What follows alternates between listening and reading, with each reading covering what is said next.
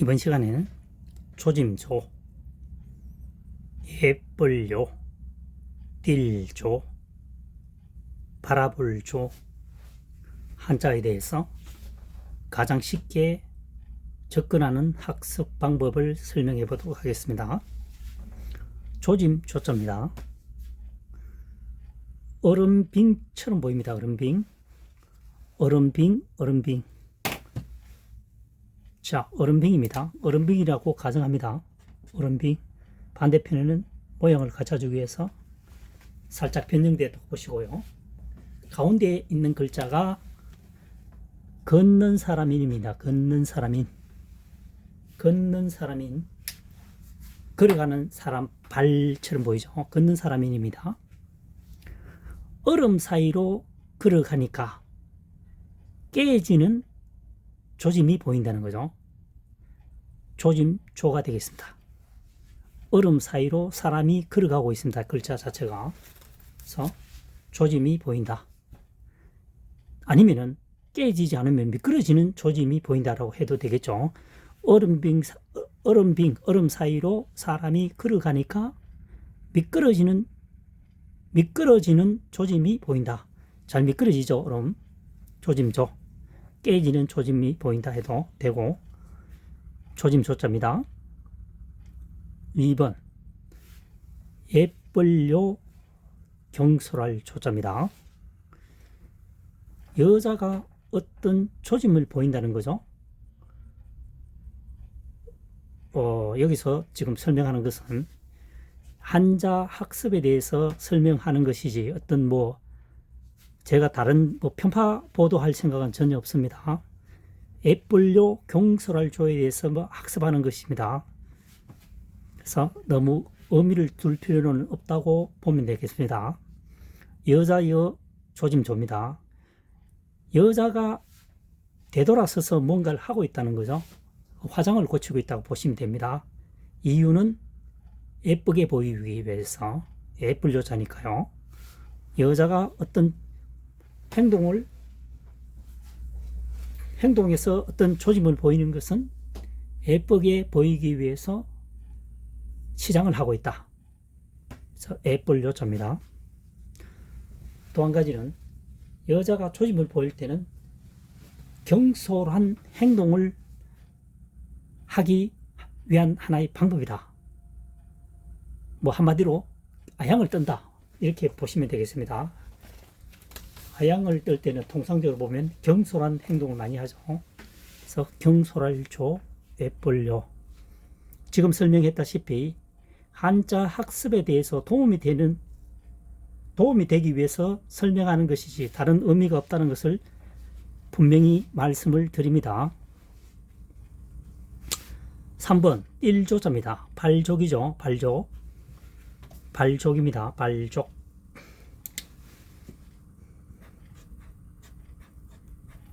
발족이죠.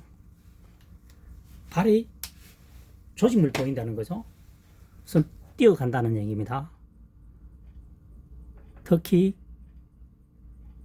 새 중에 꿩이 있죠. 꿩은 달기 전에 뛰어가다가 납니다. 그래서 발에 조짐을 보인다.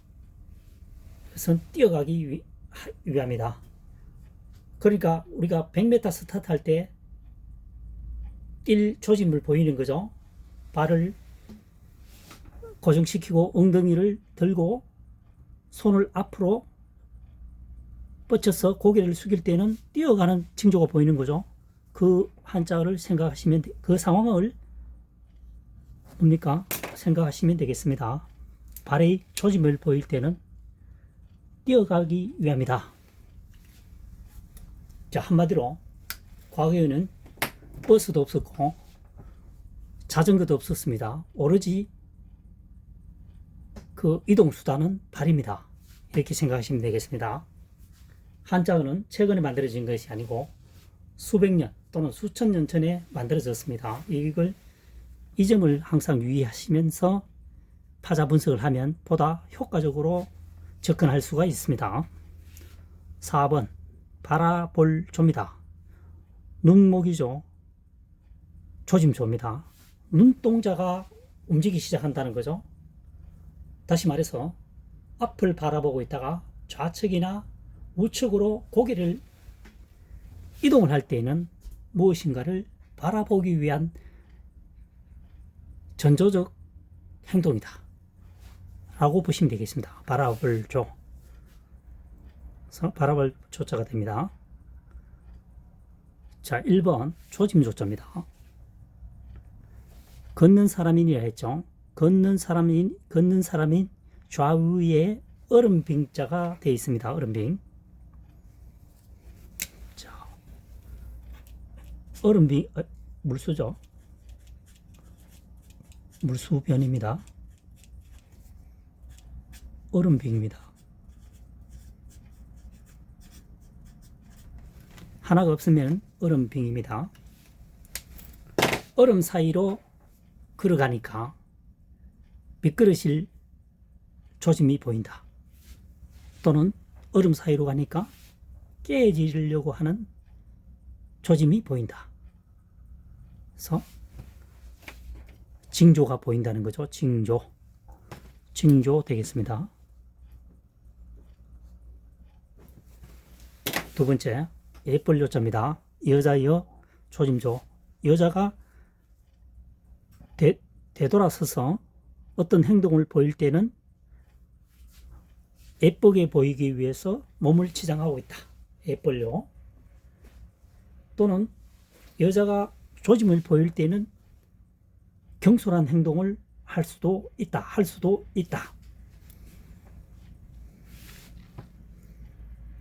한자풀이를 쉽게 학습하기 위한 도구로 사용했습니다. 수단으로, 방법으로 생각했습니다. 방법으로 설명하고 있습니다. 3번 띨조, 발조, 조짐조. 발에 움직임이 있다라고 하는 것은 결국 뛰기 위한 수단이다. 띨조. 조금 전에 얘기했다시피 과거에는 이동수단이 오로지 발, 좀 더 나아가서 이제 말을 이용했죠. 말, 뛰는 말.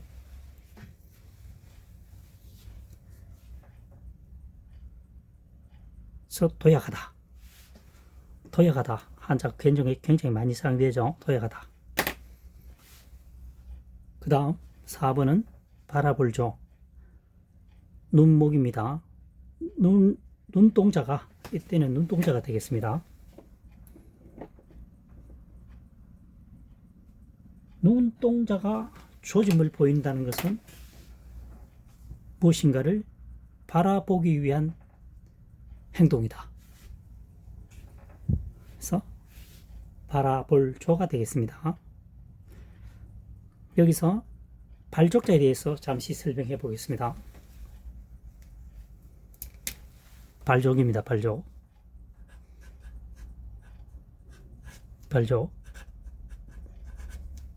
입구죠. 그 다음 알릴복입니다. 그 다음 남은 한자가 뭐죠? 사람인입니다.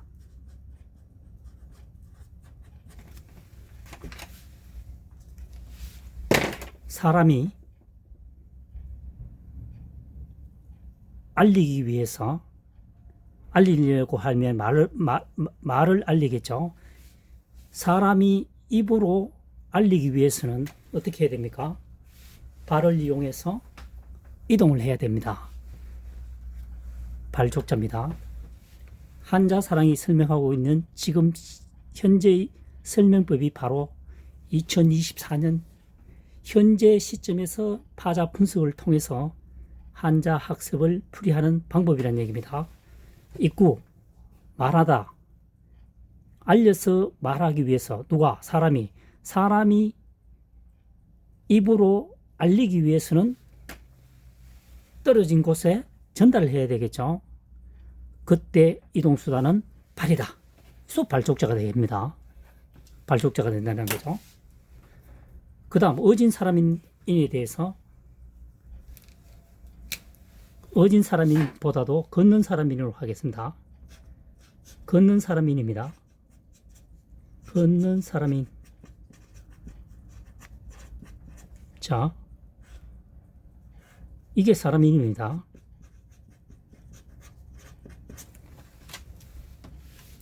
걸어가려면 발이 떨어져야 되겠죠.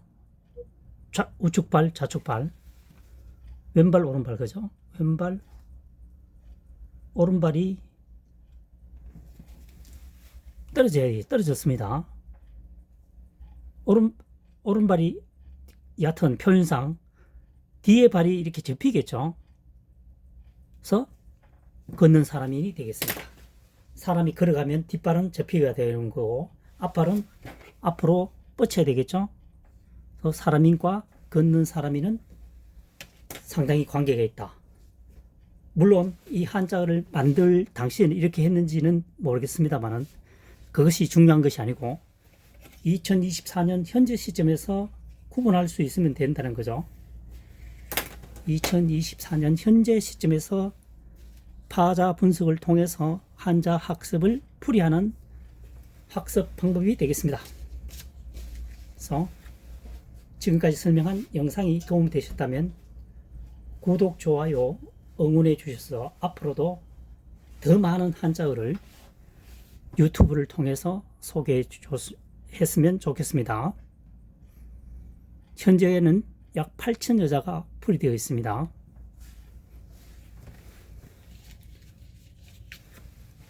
다음 시간에 또 뵙도록 하겠습니다. 이번 시간에는 어긋날 비, 그 다음 갈마, 허물죄, 무리배, 한자어에 대해서 가장 쉽게 접근하는 방법을 설명해 보도록 하겠습니다. 1번 어긋날 비입니다.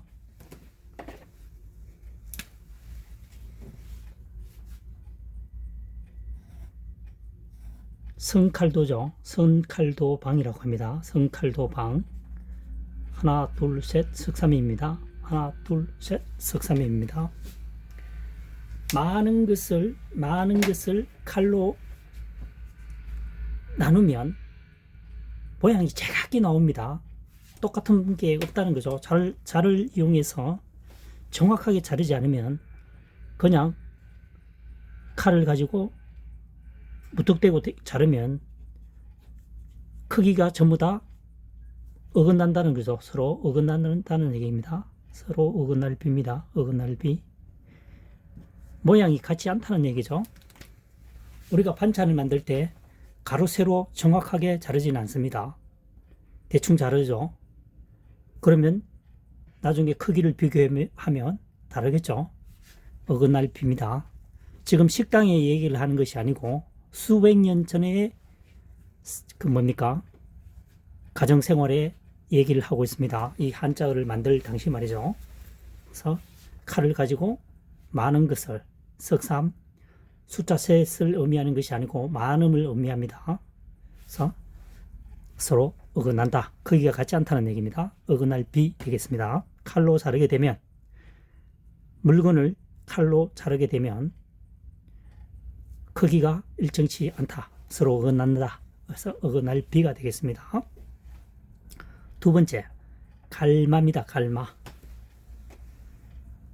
산마자는 아시는지 모르겠습니다. 산마. 지범, 나무목 두 개죠. 산마자입니다. 삼이 아닌 것처럼 보인다는 거죠. 무슨 얘기냐면은 삼을 갈게 되면 액체가 되겠죠. 가루로 만든다는 얘기죠. 한마디로 삼을 갈아서 이렇게 가루가 되게 되면 삼이 아닌 것처럼 보이죠. 가루가 삼이 아닌 것처럼 보이죠. 그래서 삼이 아닌 것처럼 보일 때는 마치 삼이 아닌 것처럼 보일 때는 갈아서 만든 그 접을 만들 경우다. 이런 얘기입니다. 그 다음 갈마자죠. 두 번째 쓰러질 미입니다. 이게 훈과 음이 두 개라는 얘기죠. 삼을 지나치게 먹게 되면 혼미 상태가 올 수가 있죠. 마약이죠, 마약. 쓰러질 미는 이때는 마약 성분을 쥐고 있기 때문에 그렇습니다. 마약 성분. 삼의 역할을 해서 끝나는 것이 아니고 지나치게 먹게 되면 쓰러지기도 한다. 쓰러질 미, 갈마 되겠습니다. 2번은 마약 성분이 있기 때문에 그렇습니다. 마약. 그 다음 3번입니다. 허물죄죠. 거물망입니다. 거물망을 가끔 법망으로 해석하기도 합니다. 그래서 법을 만들어 놓고 아닌 것은 그랬던 행동을 하게 되면은 죄를 묻게 되겠죠. 죄가 됩니다. 허물이 됩니다. 법망에 어긋나는 행동을 하게 되면 규칙과 규정에 어긋나기 때문에 허물이 되는 거죠. 죄를 짓는 겁니다. 그래서 허물죄, 죄 지을 죄 이렇게 되겠습니다. 4번 무리배차입니다. 안일비, 수레그, 수레차죠. 수레그는 처음에는 수레거로 시작했겠죠. 문명이 발달함으로써 이제 자동차가 나오니까 수레차가 된 거죠.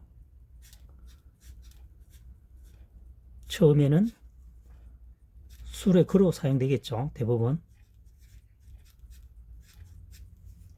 발달해서 수레차로도 사용됐을 것이겠죠. 배출하다, 무리를 끄집어낸다 이런 얘기가 되겠습니다. 그래서 수레에 아닐 정도로, 그러니까 수레에 탈 수 있는 사람이 5명인데 많은 사람이 탔다는 얘기죠. 그래서 무리다, 무리를 형성하고 있다. 그래서 무리배 되겠습니다. 무리배, 배출. 다시 1번으로 올라가면 어긋날비입니다. 선칼도방,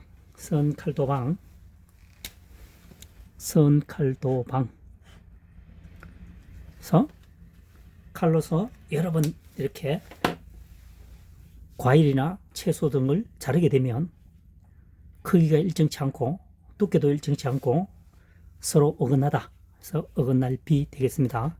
시시비비를 가려보자. 시비 되어 있죠. 시비 되어 있습니다. 그 다음 2번째 갈마자입니다.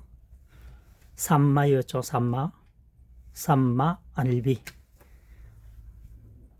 삼을 갈아 놓으면 마치 아닌 것처럼 보인다. 삼이 아닌 것처럼 보이는 것은 갈아서 접을 만들 경우입니다. 그래서 갈마. 삼의 아닌 것은 삼의 역할을 넘어서는 경우에는 과다 복용이죠. 과다 복용을 했을 때는 쓰러지기도 한다. 과다 복용. 저거죠. 마약 성분이 있기 때문에 그렇습니다. 그래서 쓰러질 미, 갈마 되겠습니다. 3번 허물죄자입니다. 거물망이죠. 거물망은 거물을 쳤기 때문에 법망이라고도 볼 수 있습니다. 법망. 때에 따라서는, 경우에 따라서는. 그래서 법에 아닌 것은, 법에 어긋나는 것은, 법에 어긋나는 행동이나 행위를 하는 것은 허물이 되기도 한다. 죄를 묻기도 한다. 그렇죠? 그래서 벌금 얼마 뭐 이렇게 나오죠. 허물죄, 죄지을 죄 이렇게 되겠습니다. 4번 무리배차입니다. 안일비, 수레에 아니다. 육군 정량을 초과했다. 굉장히 많은 무리라는 거죠. 무리라고 하는 것은 헤아릴 수 없을 만큼 뭐 꼭 그렇지는 않다 하더라도 생각보다 많은 것이 움직이게 되면 무리라고 보는 거죠. 무리배. 뭉쳐있는 단위를 말합니다. 무리배. 그래서 배출 되겠습니다. 이번 시간에도 마찬가지로 주어진 한자만을 가지고 최대한으로 활용하여 풀이한다는 얘기입니다. 각골문, 설문해자, 상형문자 동원하지 않습니다. 2024년 현재 시점에서 파자 분석을 통해서 환자 학습을 하는 것이 가장 적합한 학습 방법이라고 생각합니다. 영상이 도움되셨다면 구독, 좋아요를 응원해 주시길 바랍니다. 다음 시간에 또 뵙도록 하겠습니다.